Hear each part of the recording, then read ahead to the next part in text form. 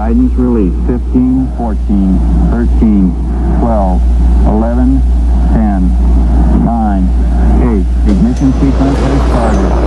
6, 5, 4, 3, 2, 1, 0. We have commit and we have liftoff at 2:13. April 11th, 1970. Apollo 13 takes to the heavens. The thunder of the Saturn V rocket's 5 F-1 engines generating 160 million horsepower. To shoot for the moon requires raw power. The Saturn V rocket is 363 feet tall, 60 feet higher than the Statue of Liberty, including its pedestal, and weighs 13 times as much as the statue itself. Lifted into Earth orbit at 17,500 miles per hour is the mission's three-man crew. Commander James Lovell, Lunar Module Pilot Fred Hayes, and Command Module Pilot John Swigert. Apollo 13 would be the first mission to make a difficult lunar landing in rugged terrain. Back in 1969, Apollo 11 made history in the Sea of Tranquility. The first lunar landing, a moonwalk by Neil Armstrong and Edwin Aldrin Jr. Apollo 12 featured 2 more moonwalks, this time in the ocean of storms. Both missions, however, touched down on relatively flat portions of the lunar surface. Apollo 13 was to land in the mountainous region of the Fra Mauro Highlands, whose rocky surface scientists believed held clues to the birth of not only the moon, but of the entire solar system. Here on the Earth, we don't have any of that original rock. And the reason is because all the erosion techniques that are happening every day on this planet. And so this was a chance to get in and see if we could find some of that original primordial rock. Apollo 13 was going to be my last flight. I thought this would be a great accumulation of a space flight career. So I was looking very anxiously to land in the Highlands, which had not been done before. 12 minutes and 39 seconds into the flight, Apollo 13 is inserted into Earth orbit. Back at Mission Control in Houston, Apollo 13 is in the capable hands of Flight Director Gene Kranz. The square-jawed ex-Korean War aviator is known for his unshakable sense of organization and command. The Flight Director's job description is incredibly simple. It says, the Flight Director may take any action needed for crew safety and mission success. Early in the mission, Kranz faced several minor glitches. An engine failure in the second stage booster raised concerns about the fuel supply. And even before that, an 11th hour personnel change sent ripples of insecurity through Mission Control. 1 week earlier, the crew was exposed to German measles, and doctors found Ken Mattingly, the designated command module pilot, had never had the measles before and therefore was not immune. When you've worked on something, it's been your goal for many years, and you've worked on this particular flight for over a year, and there isn't a long line of repeat opportunities. I had a good case of feeling sorry for myself. I didn't want to lose him, and I argued with the doctors, saying that, I can't think of a better place to have the measles than around the moon. However, the doctors didn't agree, and he was dropped, and we brought Jack Swigert, the backup command module pilot, on board. Superbly trained for the job, Swigert fit in well. 2 hours, 41 minutes, and 47 seconds after launch, the spacecraft is injected into a lunar trajectory at 24,500 miles per hour. A half hour later, the cylindrical service module and conical command module are separated from the third stage booster, turned around in space, and then moved back in for docking with the lunar module. Lunar touchdown is scheduled for April 15th, 4 days away. But then, a simple request for equipment maintenance changes everything. Oxygen and hydrogen are kept on board in a supercooled state, minus 340 degrees Fahrenheit. When mixed in the ship's fuel cells, the gases combine to form electricity, heat, and even drinking water. Because oxygen and hydrogen in this supercooled state tend to settle unevenly in the tanks, the crew is periodically asked to stir the tanks with a remotely operated electric fan. Engineers refer to this as a cryostir. It falls to the Electrical and Environmental Command Officer, or ECOM, to request the procedure. Dane, we've got one more item for you when you get a chance. We'd like it to stir up your cryo tanks. In addition, I have a shaft and trunnion. Just to be a good ECOM, I decided to have an extra stir done before they went to sleep, which is about an hour before the end of my shift. We had a few things we had to clean up before they went to bed, and so I asked the flight director if we could add to the list, how about a stir? 2 days, 7 hours, and 54 minutes into the mission, Jack Swigert flips the fan switch to stir the tanks. We couldn't tell that they did it except by watching the gauges, and all of a sudden there was nothing there. The data went away, and I looked at my screen and I said, "Uh-oh." As Liebergot's troubling oxygen tank readings ripple through the monitoring equipment at Mission Control. In space, the astronauts grapple with a ship that is out of control. 16 seconds after Swigert flipped the fan switch, an explosive bang and shudder rocked Apollo 13.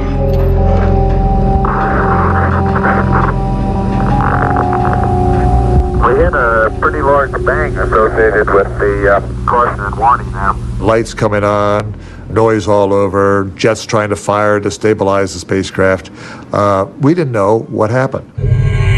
We will not lose this crew. Don't ever consider it, because if you even let that move in the smallest fashion into your mind, you're going to start compromising the direction you need to make the right things happen. So think positive, make things happen.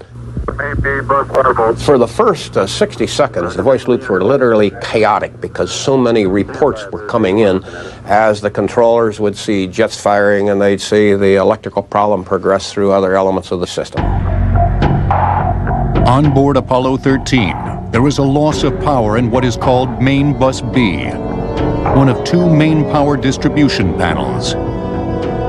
If one is gone, it means that half the systems in the spacecraft are dead.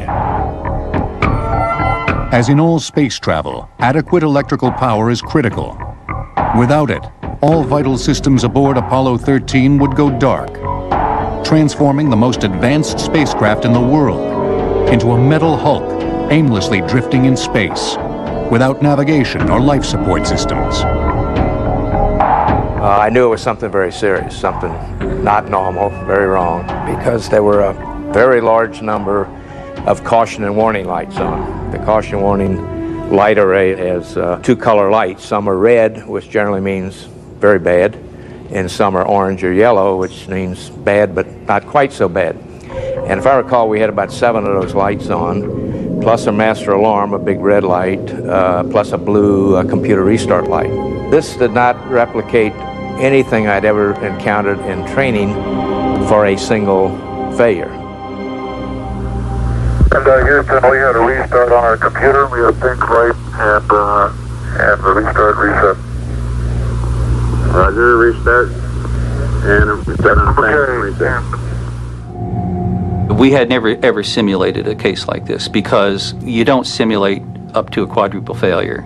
You may simulate a double failure, but not this kind of cascading quadruple failure because there's nothing to work. I mean, the spacecraft dies and into simulation.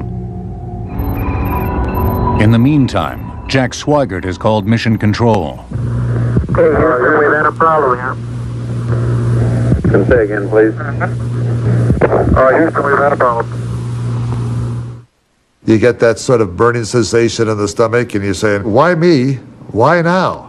Why didn't it happen on 12 or wait to 14? And what do we do to get out of this thing? Then it dawned on me that we are in more serious trouble than merely not landing on the moon. And that's when our thought process changed from being one of disappointment to one of survival. Relying on his pilot's instincts, Commander Lovell eyeballs the situation. He looks out the window and doesn't like what he sees. We are venting something out into space. Roger, we copy your venting. For gas of some sort. Jim Lovell called down from the spacecraft. Hey, I'm looking outside window 5 in the spacecraft. I see some kind of a gaseous substance, some kind of a vapor. I think we may be venting our oxygen. And this was the final piece of information that said, hey, we had an explosion on board the spacecraft with a lot of collateral damage. And now this is not a mission that's going to go to the moon. This is a mission of survival. And it was that time when I looked into the eyes of the Tiger and said, it's going to be tough, maybe impossible to get this crew back home. The engines of the Saturn V must burn more than 5.8 million pounds of propellant in order to accelerate to 24,500 miles per hour, the speed required to put a spacecraft on a path toward the moon. Apollo 13 will continue on Modern Marvels. We now return to Apollo 13 on Modern Marvels. 2 days, 8 hours, 33 minutes into the mission. Apollo 13 is stranded in space. Those on the ground and up above can't help but think of the darkest chapter in NASA's recent past. In 1967, during the first Apollo mission, an explosive fire instantly killed all 3 men aboard. Virgil Gus Grissom, Edward White, and Roger Chaffee lost their lives on the launch pad when a fire broke out inside the cabin and spread rapidly in the concentrated oxygen environment. In January of 1967, we had the horrendous Apollo 1 fire, and I think it was a prime year to demonstrate what happens when you push for a goal so hard that you become blind, in some ways complacent to the dangers. Thousands of changes were made to the Apollo spacecraft, and I think a lot of people consider today that those 3 guys did not give their lives in vain.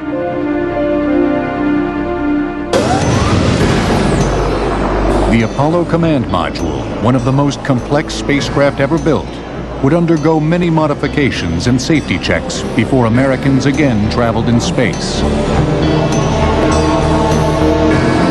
Apollo 7, carrying 3 astronauts, flight tested the command module circling the Earth. Apollo 8, with James Lovell aboard as command module pilot, was the first lunar orbital mission.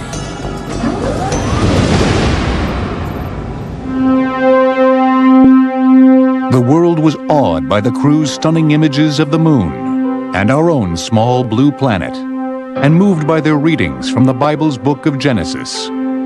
God said, let the waters under the heaven be gathered together into one place, and let the dry land appear, and it was so.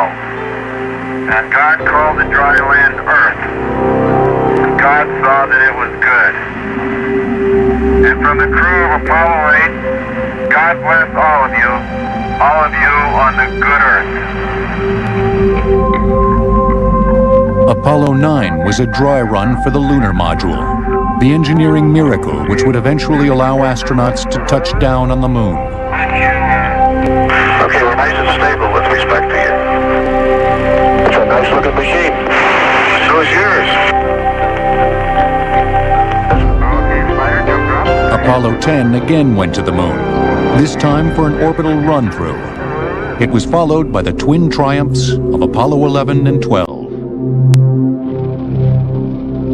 The Apollo 13 mission was thwarted before it got to the moon.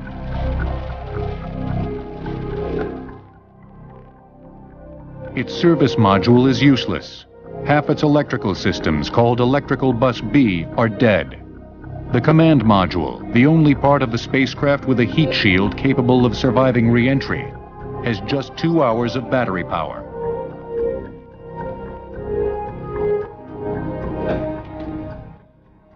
Back at Mission Control, Flight Director Gene Kranz knows he has only one real option to bring the crew home: use the lunar module as a lifeboat.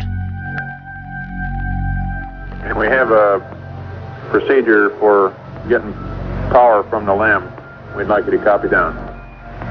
Okay, stand by, Jack. That sounds like good news. I made a call to the crew and I said, look, all flight controllers, settle down. Let's make your calls crisp. Electrical bus A is still good. Don't do anything to screw it up. The lunar module's attached. We're going to use that as our lifeboat. Get me more people, get me more communications, and get me more computing capabilities. And this was what I would say the turning point in the fight to save the crew. The concept of using the lunar module as a lifeboat was explored on earlier missions and run in simulations. The operations team envisioned using the lunar module's thrusters to correct a faulty moon orbit, for example. But working the lifeboat plan between the Earth and the Moon brought on a new set of problems that no one had ever considered. The lunar module was designed never to come back home again, had no heat shield. The skin was so thin that you could punch your fist right through it if you wanted to. And more than that, the lunar module was designed to only support 2 people. And, you know, I keep counting the crew, there's 3 of us. 2 days, 9 hours, 37 minutes into the mission, the Apollo 13 crew leaves the command service module and takes refuge in the lunar module. To save fuel and electricity, Mission Control opts for what is called a free return trajectory. Lovell and his crew could fly around the dark side of the moon and hopefully use that body's gravitational force to slingshot them homeward. It is a risky plan because it depends upon precise navigation using sightings on stars, and that was going to be difficult because the explosion had created yet another problem for Apollo 13. When I looked out the window, the explosion had put around the spacecraft thousands of small pieces of debris, and these were false stars. We couldn't tell a real star from a false star. There was no way to do a star sighting to know whether our platform had been aligned correctly or not. We're moving 7 miles a second toward the moon. And this debris cloud actually is moving along with us. And until we perform a maneuver to get away from that debris, it's going to be with us. Mission Control's solution was to use the only celestial bodies visible to the crew and attempt to set a course by them. They found features on the sun, the Earth, and the moon that could be easily recognized by the crew and could be essentially established as a point source, so that we could use this as the equivalent of a star. As Lovell sights the Earth, Hayes sights the moon through a periscope-like device called the Alignment Optical Telescope. If the alignment is good, the Earth and the moon line up in the sights, verifying that the navigational system is on target. And slowly but surely, it was almost like the music from My Fair Lady. You know, I think I've got it, and then pretty soon, the last puff of the rocket engine and the spacecraft stopped, and the fine alignment on the telescope showed that we were pointing at the sun, and so we said, "Hey, we're okay." 2 days, 13 hours, and 29 minutes into the mission, the crew fires the lunar module descent engine to begin the free return flight path. Running the ship on reduced power means the living conditions are difficult. The temperature inside the lunar module, or LEM, is dropping and soon reaches 38 degrees Fahrenheit, about as cold as a refrigerator. Water was collecting everywhere, and on every electric connector, a big glob of water was building up. After a day, all 3 of us huddled in the LEM, which in a way, I guess, helped just mutual body warmth. As the astronauts shiver in space amid their damp and dripping consoles, the equipment aboard Apollo 13, ironically, is in danger of overheating. Normally, water mixed with a coolant called glycol is circulated through the spacecraft to keep the equipment functioning properly. But on Apollo 13, water is scarce because 2 of the 3 fuel cells that produce it are damaged beyond repair. Heat will build up quickly in the spacecraft's electrical systems. Mission Control's only solution is to shut down all but the most critical devices. Get the spacecraft powered down as rapidly as we can to a survival mode, save the energy in case we might need it downstream, and this is going to put us on a plateau where we can think.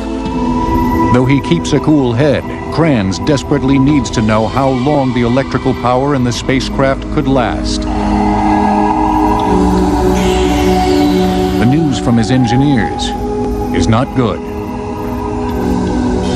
To make it back to Earth, the astronaut's lifeboat would have to consume only 15 amps of electricity per hour.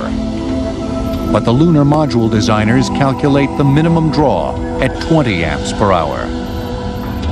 Somehow, Kranz and his team have to get the draw down by 5 amps to make it possible for the crew of Apollo 13 to get home.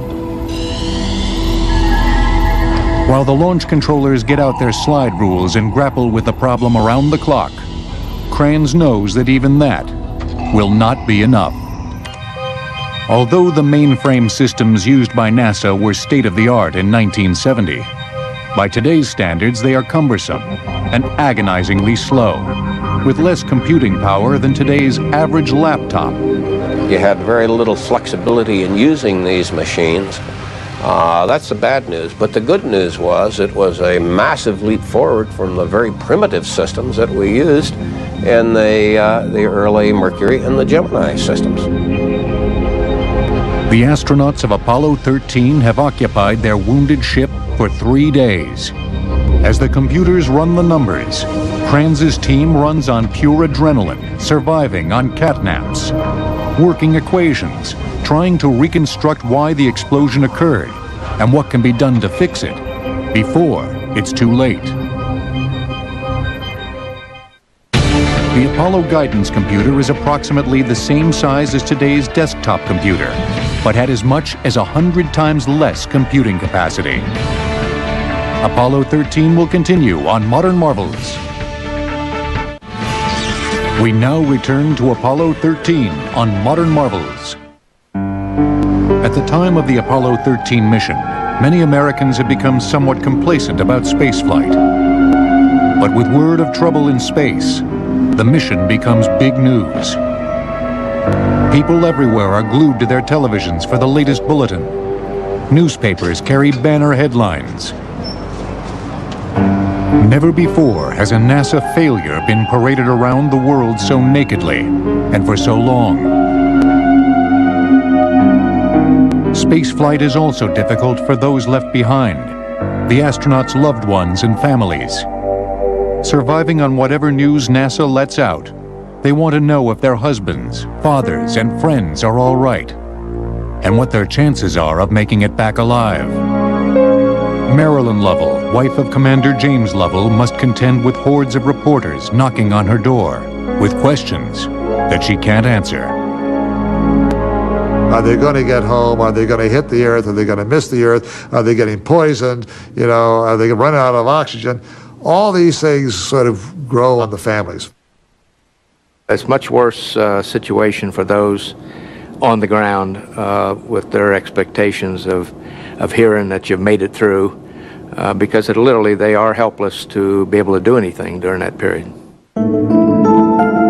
In space, the men of Apollo 13 could only watch the blue marble of the Earth drift away and imagine what might have been had they made their mark on the gray mystery drifting by below them, like the others who were there first. During Apollo 13's silent transit around the backside of the moon, the astronauts are out of contact with Earth tracking stations for 24 minutes and 35 seconds. Emerging on the other side, lunar gravitational force redirects their trajectory homeward. Mr. Kranz, can you tell us what sort of physical discomfort the crew is in at the moment? We're trying to work up some kind of a crew rest cycle right now to give them all an adequate amount of rest between now and the possible mid-course correction at 104 hours. While those on the ground watch and worry, they cannot guess how the cold and damp conditions inside the lunar module take their toll on the crew. Fred Haise is the first victim, falling ill with a bladder infection. I didn't realize it at first. He tried to keep it quiet for a while, but pretty soon his teeth started chattering, and he was getting quite sick. Probably caused by the climate, severe cold, getting tired. We didn't drink enough water, but that combination of things allowed this bug to pick me out as the weakest one of the three. As Fred Haise's condition gets worse, there is another crisis growing in intensity. The Apollo 13 crew is at risk of poisoning themselves with every breath. One of the things that had to be contended with was the carbon dioxide buildup in the spacecraft from the crew expiration of their breath. And yes, it was anticipated to become a problem. With each breath in, the crew draws precious oxygen into their lungs. With each breath out, they expel carbon dioxide, a deadly substance in sufficient quantity. Normally, the waste carbon dioxide is removed by passing it through lithium hydroxide crystals, packed in cylindrical canisters. But the onboard supply of those canisters is running dangerously low. A group of engineers recognized that we would eventually run out of these cylindrical canisters that we use to clean the carbon dioxide out of the air. But they also recognized we had plenty of square canisters over in the command and service module that weren't going to get used. We literally had square pegs and round holes. The different contractor built the system in the command module, used little cubical lithium hydroxide canisters, and because of design considerations in the lunar module, they made them cylindrical. So they came up with the idea of fabricating an adapter made out of the cardboard cover of the flight plan, the plastic bag that they had their lunar suits in. We used a sock as a filter, and then some duct tape and a hose, and we fashioned this adapter and tested it in the laboratories. And then the engineers actually brought it in mission control so we could see what it looked like.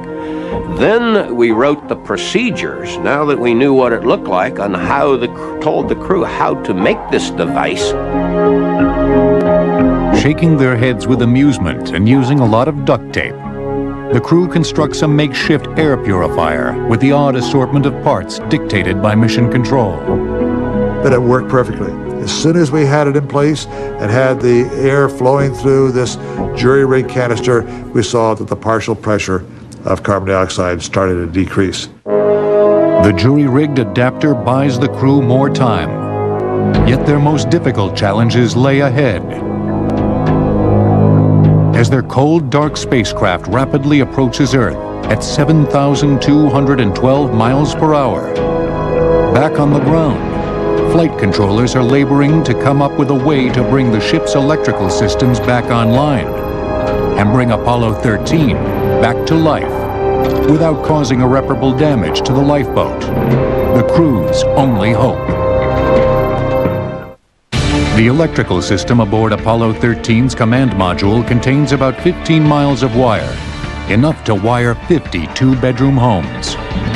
Apollo 13 will return on Modern Marvels. We now return to Apollo 13 on Modern Marvels. As the astronauts of Apollo 13 drift toward home in their wounded spacecraft, they have done everything possible to conserve their resources. A free return course around the back of the moon has successfully used lunar gravity to slingshot Apollo 13 toward Earth with minimal course adjustments and fuel expenditure. But the largest problem of all remains to be solved. Does Apollo 13 have enough electrical power to get back to Earth? Gene Kranz, the flight director overseeing the mission, has his team on a round-the-clock quest to calculate how the Apollo 13 spacecraft might draw no more than 15 amps per hour. Frankly, you just work whatever it takes to get the job done. To my recollection, I do not recall any rest for any member of my team for almost 2 days. Answers were coming in from all over the country. a brain trust assembled by NASA.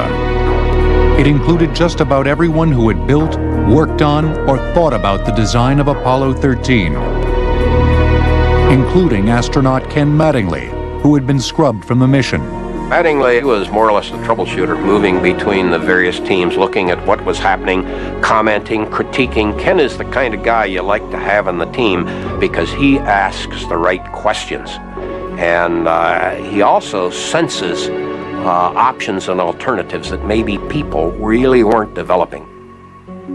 Kranz and his team are faced with the problem of writing a procedure for something that has never been attempted. Before Apollo 13 can begin re-entry, the spacecraft systems have to be brought back online. It is a tall order. Powered down, Apollo 13 is transmitting scant data back to Houston. In order to extend the consumables so we could coast back to the Earth, which is going to take another 100 and some odd hours, we had to take all the electrical power possible off the lunar module. And so that meant just turning off all of the guidance computers. We left ourselves with a fan to circulate cabin atmosphere, a radio to talk, and that's about it. The most disturbing thing to the folks on the ground was the fact that all this equipment turned off. They had no further insight into the health of the spacecraft. Without active instrumentation, the launch controllers have to find a way to power up the spacecraft systems with the least amount of electrical drain. Since the lunar module is still connected to the command module, engineers pursue the most logical path. Allow the two units to share electrical resources. It was a long, complex procedure which took people all over the country contributing to just a running series of debates and discussions about how to do it, until they finally came up with a plan which seemed to fit the power budget. At this point, the lunar module is close to freezing. The walls and windows drip with condensed water. While the ground team labors over the plan, aboard Apollo 13, Commander James Lovell is preoccupied with one inescapable fact. The blue-green orb of the Earth is getting closer, and he hasn't received instructions from Mission Control on exactly how he will restart his spacecraft's electrical systems. They were very slow on getting those instructions up, and I was getting very worried. I mean, we were already in a course that was going to intercept the Earth in some manner. And I knew that our people were getting very, very tired. And I tried to chastise the control center, saying, let's just get the stuff to turn this thing on and make sure we get it back home safely. The procedure is so complex that when finally complete, it encompasses 400 entries and is 39 pages long. As Lovell pilots the spacecraft, Swigert, with assistance from Hayes, copies down the procedure by hand.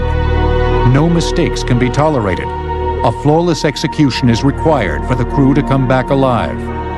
We were trying to voice up the procedures to the crew for the final entry that we realized how this exhaustion, the cold temperatures, and the dehydration that Fred Hayes was suffering. And yet he was the man who had to execute the procedures on board the lunar module. It was read up to us, and we did not have blank paper. So we had to use the inside and back and front covers on checklist books and burn cards that were meant to be filled in for burns, but we used those because it was very lengthy and it all had to be handwritten. For the power-up procedure to be successful, each man has to do his part, with Lovell guiding the ship, Hayes in the LEM, and Swigert in the command module. They all have to flip a dizzying array of switches in just the right order. We had the lunar module that we were using as our lifeboat. We had the cone-shaped command module, which was required for re-entry. It had the only heat shield, but it had a very limited electrical power lifetime. Then we had the damaged service module. We had to maneuver this stack of spacecraft into a orientation so we could separate the pieces on different trajectories. The men of Apollo 13 have passed 5 days and 7 hours in space. It is up to this exhausted crew, who have been subsisting on 3 hours of sleep per night, to safely guide their spacecraft into the recovery zone. We have to come inside a 2-degree pie-shaped wedge that comes down to the atmosphere. No less than 5.5 degrees, no greater than 7.5 degrees. We had to thread ourselves inside that atmosphere for a safe landing. If we come in too shallow, we skip out like skipping a stone on water. If we come in too steep, the sudden deceleration makes us a fiery meteor for a few brief seconds, and that would be it. The timeline is getting tighter. The crew's recovery window is small, and as it happens, nature is not on their side. A typhoon is developing in the recovery area, making the odds even slimmer for the safe return of Apollo 13. When an Apollo spacecraft re-entered Earth's atmosphere, it generated enough energy to light up Los Angeles for a minute and a half. Apollo 13 will return on Modern Marvels. We now return to Apollo 13 on Modern Marvels. The entire Apollo 13 mission hangs in the balance as the crew begins the complex power-up procedure. The job is expected to take 30 minutes to complete. Even though the spacecraft is chilly and damp, thankfully, not one electrical circuit shorts out from condensation on the wires. On the ground, Mission Control watches as the spacecraft systems come back online. Command Module pilot Jack Swigert is as tired as the rest of the crew, but he faces an absolutely critical task.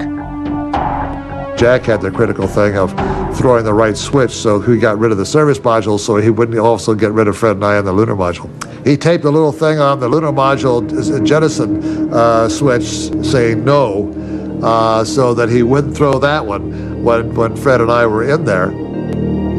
Swigert throws the right switch, and the service module is detached. Despite their fatigue and Fred Hayes' high fever, the crew completes the entire procedure in just 21 minutes.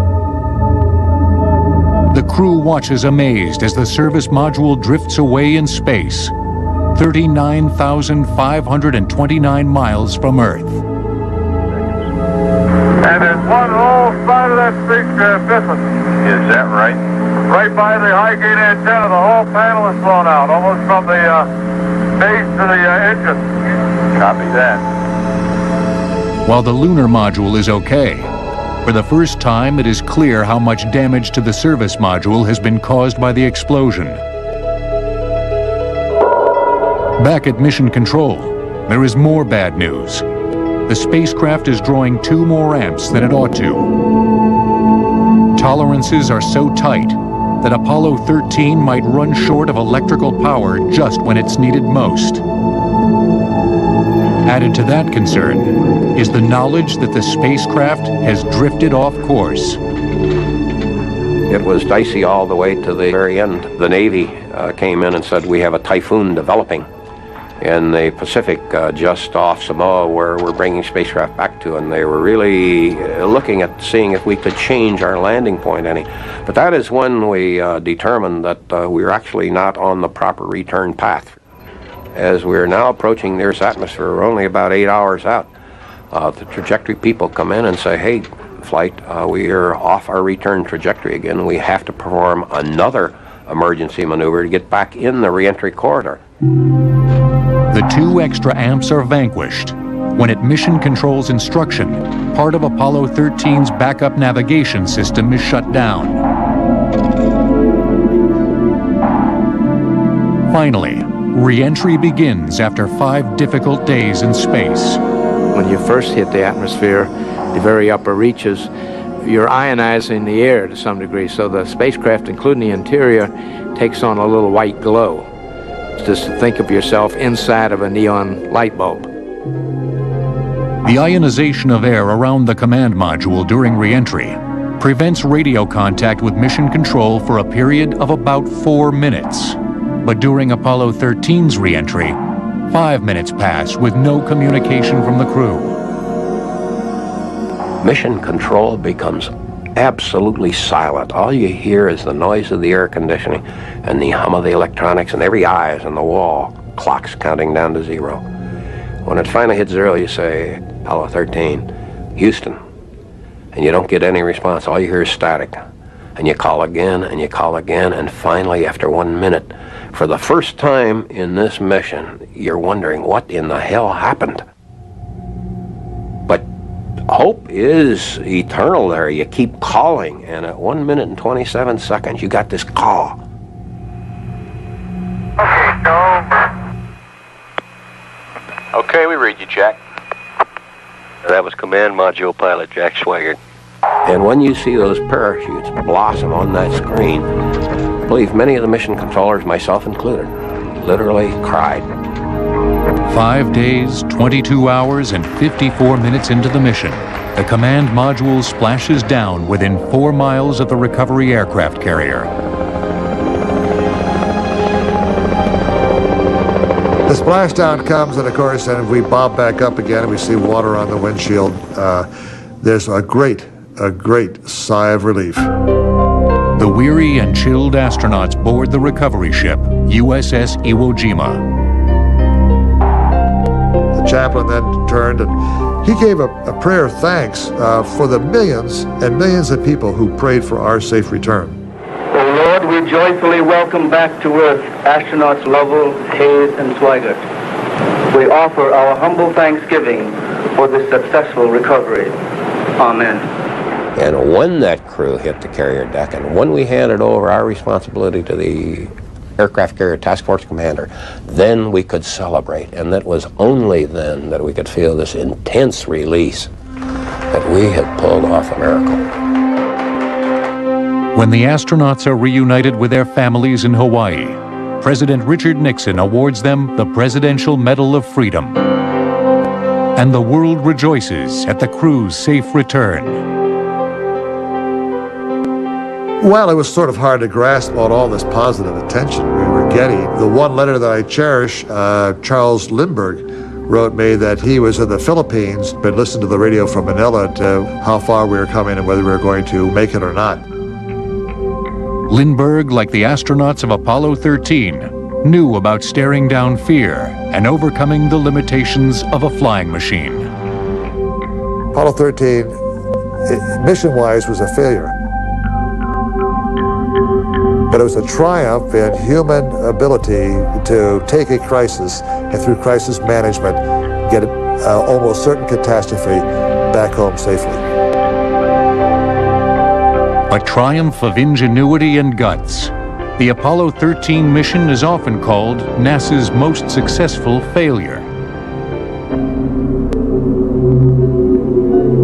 It caused the American Space Agency to re-examine itself and the purpose of the space program. In a mission post-mortem, engineers learned that excess voltage fed to the oxygen tank a month before launch had damaged a thermostat, causing the tank to overheat and degrading the insulation on the electrical wiring. When the fan was turned on for the cryostir, a short circuit resulted in a spark, which caused the tank to catch fire and explode.